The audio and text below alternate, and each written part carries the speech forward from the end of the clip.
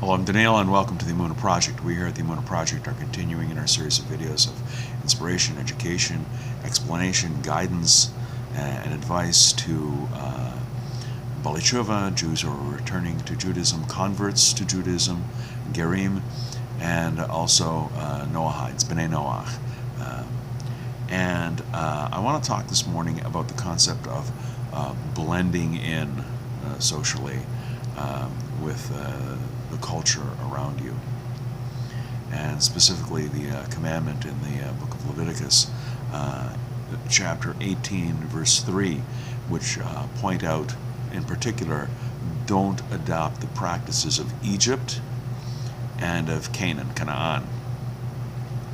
And so you might ask, why these two nations? Why Egypt and Canaan? I mean, why not all the other nations that are around at the time? The Greeks, the Babylonians. Why? Well, if you look at the wording of the commandment, it gives a hint as to why. Do not perform the practice of the land of Egypt where you dwelled, and do not perform the practices of the land of Canaan to which I bring you. And I think this is the key.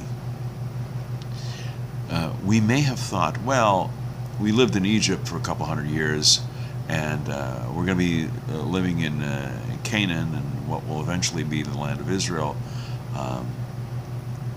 for many, many thousands of years. It's maybe okay to adopt the practices. When in Rome, do like the Romans. It's hard to be in a country and be different than other people, especially visibly different. To walk around with a skull cap and a beard, and to dress modestly, and maybe to have payas, to wear tzitzis, fringes. You stand out, especially in a society that views another kind of conformity to whatever is popular, whatever is fashionable, as very desirable, as very as a great thing to do. It's tough to do that. Jews may have thought, well, we're going to Canaan. Maybe it's okay to follow their traditions. God makes a point of saying that although it's difficult to ignore the lures of the environment, a Jew needs to rise above his surroundings and to cling close to Hashem, to the Creator, to Torah, and to mitzvahs. It was Rav Moshe Feinstein, Olav Shalom, may his memory be blessed, that notes that these two nations, Egypt and Canaan, were noted.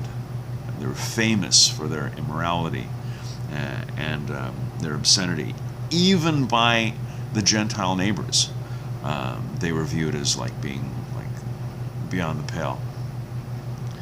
Later on, during the time of the second Beis Hamikdash, during the time of the Roman Empire, Rome, which was an idolatrous society, hated Egypt and Egyptians, because even to the Romans, the Egyptians were idolatrous to the extreme. They had a very immoral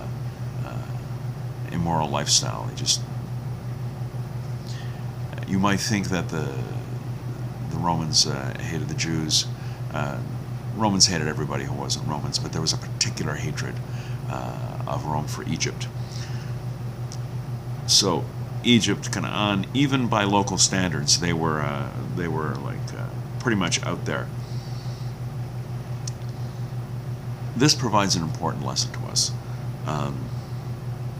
It's wrong to emulate the practices of evil nations and that are steeped in vulgarity and licentiousness. So you might think, well, don't adopt the practices of evil nations. Well, what about great nations or not so bad nations? What about Canada, the United States, Australia, Britain?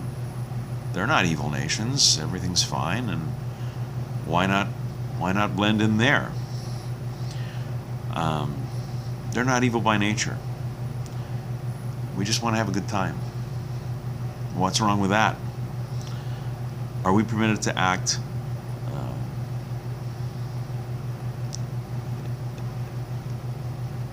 in a contemporary, modern way, to dress and act, to speak, to live differently? Are we allowed to relax the terms of the commandments that are set upon us by God? By pointing out the two worst examples, Egypt and Canaan, the Torah is giving us a lesson that these societies didn't start off evil. They descended into evil. And similarly, by adopting practices, customs, traditions, lifestyles that are not our own, there's a lot of cliches about this. That is the slippery slope, the thin edge of the wedge. You start going down that hill, and the descent can be very quick. The first error, a slight deviation from Torah,